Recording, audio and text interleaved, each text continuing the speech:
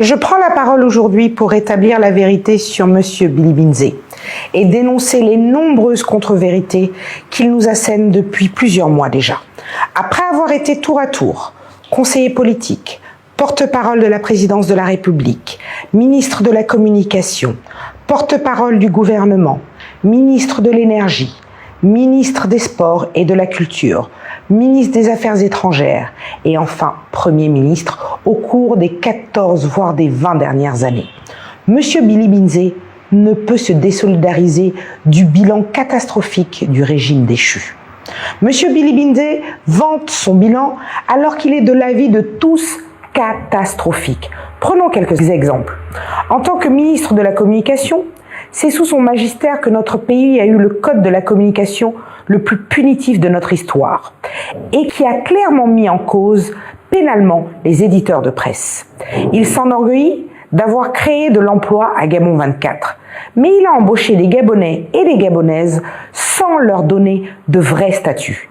Et aujourd'hui encore, les années de Gabon 24 sous son magistère ont été les années les plus difficiles pour les agents payé au lance-pierre alors qu'il est allé emprunter 1 milliard de francs CFA dans une banque de la place dans des conditions non élucidées. Où est passée cette somme?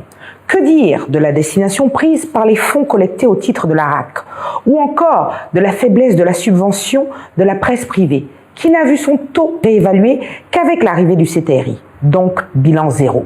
En tant que ministre des Sports, il n'y a eu aucun championnat sous son mandat, alors même qu'il a signé un accord de financement avec GOC, géré à l'époque par les Agéviens, dont il se désolidarise aujourd'hui.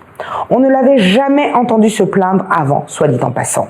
Monsieur Billy Binze nous dresse un portrait élogieux de son passage au ministère de l'Énergie, se félicitant de la construction de plusieurs châteaux d'eau. Mais ce que monsieur Billy Binze oublie de préciser, c'est que tous ces projets se sont faits à coups de prêts des bailleurs de fonds, donc de l'endettement pour notre pays. Monsieur Billy Binze peut se féliciter d'avoir grandement contribué à l'endettement du peuple gabonais sur plusieurs générations. Monsieur Billy Binze est aussi et surtout l'homme de la cherté de la vie des Gabonais.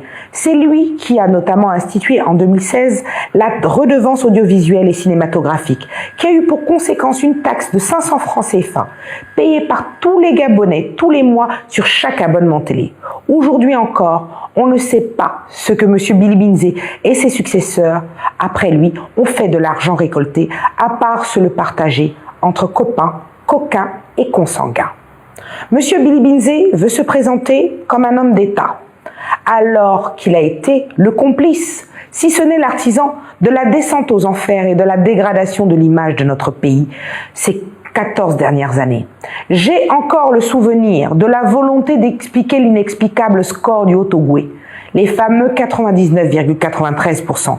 Il a été de tous les gouvernements, de toutes les atteintes au vivre ensemble qui ont eu lieu cette dernière décennie. Plusieurs fois ministre d'État, jusqu'à atteindre le plus haut sommet de la pyramide gouvernementale.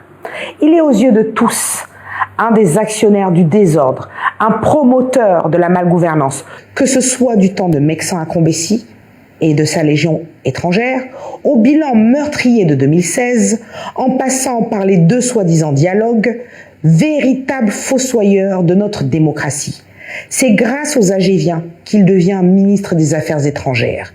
Et ensuite, c'est sous la gestion surréaliste de la régente et du dauphin et des collégiens dont il se dédouane désormais qu'il a été fait Premier ministre. L'apothéose aura été les manipulations constitutionnelles de dernière minute, dont l'illustration la plus macabre a été le bulletin unique de 2023, qui a justifié l'intervention du CTRI. Sans l'intervention du CTRI, M. Billy Binze et ses coactionnaires auraient poursuivi leur funeste entreprise de destruction du Gabon. J'espère que les Gabonais vont s'en souvenir, car à l'écouter, lui-même l'a oublié. Un homme, ça s'empêche, comme disait Albert Camus. A fortiori, un homme d'État. Un homme d'État doit s'empêcher de travestir la vérité. Un homme d'État doit assumer ses responsabilités, ne pas les éluder. Le Gabon a besoin d'hommes d'État. Le Gabon n'a pas besoin de Billy Binze. Billy Binze incarne le passé que les Gabonais veulent définitivement enterré.